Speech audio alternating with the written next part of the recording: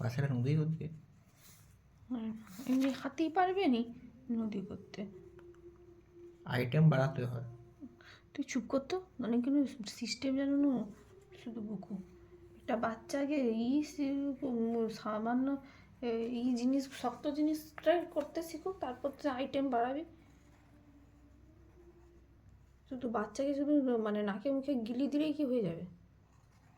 সে সে কতটা কি যার পথে পারবে? গাছে ঠাক্কা মারে হাতিরা? সোজা বন্ধ করতে